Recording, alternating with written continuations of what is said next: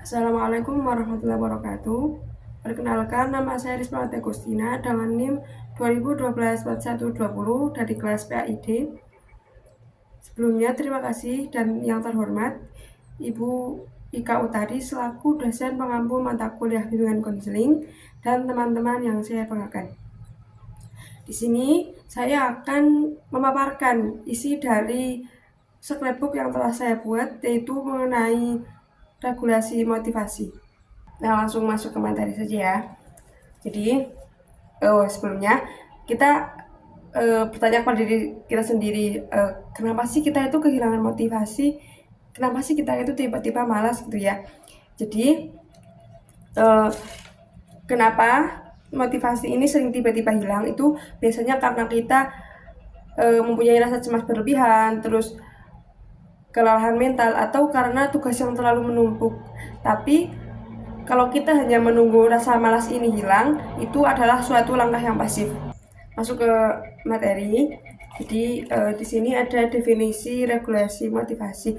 Regulasi motivasi di sini adalah proses aktif mengelola, memelihara, dan menata niat. Dalam perspektif PAI di sini, regulasi motivasi ini merupakan proses meluluskan niat atau tasawuf niat agar belajar ini tidak hanya sekadar kompetisi nilai, tetapi juga bermakna ibadah. Kemudian masuk ke langkah-langkah regulasi motivasi. Yang pertama itu memahami dorongan belajar. Yang pertama goal setting, yaitu luruskan tujuan, fokus pada pemahaman ilmu, bukan sekadar reputasi saja atau hanya karena takut dihukum. Terus yang kedua yaitu jenjang master atau gunakan teknik chunking, pecah tugas yang membuat menjadi pecah tugas yang berat atau menakutkan menjadi langkah-langkah kecil, seperti belajar 15 menit, terus istirahat 5 menit, belajar lagi, seperti itu. Yang ketiga itu mencari contekan seru. Jadi kita di sini itu memanipulasi rasa bosan dengan membuat singkatan lucu atau membuat mapping yang berwarna, atau belajar memasang-masangkan, kayak bikin mencari pasangan dari benda gitu, misal pohon, nanti pasangannya dengan daun gitu atau gimana gitu. Intinya kita harus bisa memanipulasi rasa bosan pada diri kita. Langkah yang kedua yaitu atur radius meja belajar. Jadi yang pertama itu batasi gangguan di sekitar. Biasanya itu motivasi internal sering kalah dengan gangguan di depan mata. Terus kita harus membentengi meja kita dari gangguan-gangguan eksternal. Itu yang pertama, bisa jauhkan HP atau smartphone di luar jangkauan tangan kita. Jadi kita tuh belajar jangan kayak ngadep HP gitu. Terus bersihkan meja dari benda-benda yang tidak berkaitan dengan hal akademik, jadi atau benda yang non akademik. Yang terakhir ini kita bisa dengan menyediakan air minum. Jadi ketika kita sudah belajar lama terus merasa bosan atau ngantuk, kita bisa minum terlebih dahulu agar kita lebih fresh gitu biasanya.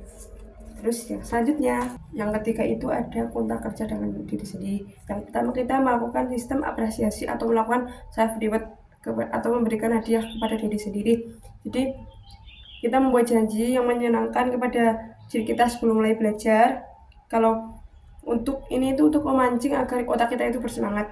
Yang selanjutnya itu dengan sistem kedisiplinan. Jadi kita itu memberikan sanksi mendidik kepada diri kita.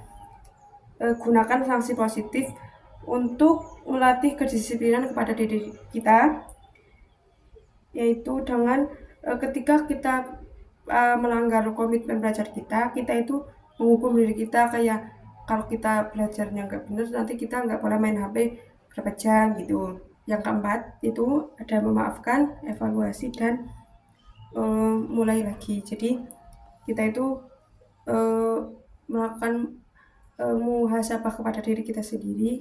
Kita mengingat bahwa gagal ini bukan suatu yang menakutkan. Gagal ini adalah merupakan suatu umpan balik. Jadi kehilangan motivasi di tengah jalan ini hal manusiawi. Jangan buang energi untuk menyalahkan diri kita sendiri. Jadi kita harus tetap bersemangat gitu. Kita nggak boleh nyalain diri kita kalau mungkin karena kita jadi kehilangan motivasi kan nilai belajar kita jadi turun. Nah gitu kita nggak boleh nyalahin diri kita sendiri. Terus satukan kegagalan belajar kemarin bukan berarti kamu itu tidak bisa berubah. Jadikan cerminan kepada diri kita sendiri. Kalau kita kemarin gagal, kita besok harus bisa lebih baik. Kita besok tidak boleh gagal gitu. Terus atur ulang nafas dan tenangkan emosi. Cari tahu penghambat fokus utama ketika kemarin kita belajarnya nggak fokus, terus kita jadi turun nilainya gitu. Itu kita nyari tahu kita kok bisa ya kita kehilangan motivasi, itu kita kenapa ya, terus kita pelajari lagi kenapa kita bisa kehilangan motivasi seperti itu. Terus lanjut ini presentasi regulasi motivasi. Nah yang pertama ini tujuan belajar dan mandiri ini 45%, kemudian kontrak kontrak kepada diri sendiri atau apresiasi diri ini 10%, terus support system dari orang lain atau dari teman supaya ini 15%, dan desain dari ruang belajar atau media belajar ini 30%. Jadi presentasi ini tuh nilai dari kenyamanan yang kita harus tingkatkan dalam ketika kita meningkatkan regulasi motivasi kita atau meningkatkan motivasi kita seperti itu. Terus yang terakhir ini ada reminder ya. Jadi kita itu tidak harus berjuang sendiri, minta bantuan itu boleh. Jadi kita tuh boleh meminta bantuan kepada orang lain, jangan takut untuk meminta bantuan atau takut kayak dikatain atau gimana gitu. Jadi kita itu boleh loh minta bantuan kepada orang lain, jangan apa-apa itu dipendam sendiri gitu. Kita boleh bercerita kepada orang lain gitu. Terus fokus pada proses bukan hasil akhir. Jadi kita itu jangan hanya fokus pada hasil akhir kita, kayak kalau hasilnya jelek kayak kita langsung murung gitu, tapi tanpa melihat proses yang telah kita buat. Padahal kita kan prosesnya sudah berat, tapi kita tidak melihat itu, kita hanya melihat hasilnya. Kita itu tidak boleh seperti itu hasilnya. Selanjutnya, gagal ini bukan akhir, bagian dari proses belajar. Jadi kita itu nggak boleh langsung menyerah kalau kita gagal. Kita harus terus mencoba lagi, jangan langsung menyerah. Dan motivasi ya tidak harus selalu tinggi, yang penting konsisten. Jadi kita nggak usah kayak muluk-muluk gitu, yang penting kita itu konsisten memotivasi diri kita sendiri gitu. Terus yang terakhir, motivasi ada batas ini. Motivasi yang sesungguhnya bukan tentang perasaan yang selalu menyala, melainkan tentang pilihan yang kamu buat setiap hari. Ini untuk semua perjuangan yang luar biasa. Nah, mungkin itu saja yang bisa dapat saya sampaikan. Mohon maaf bila ada tutur kata yang tidak berkenan atau kurang pas. Saya meminta maaf yang besar-besarnya. Wassalamualaikum warahmatullahi wabarakatuh.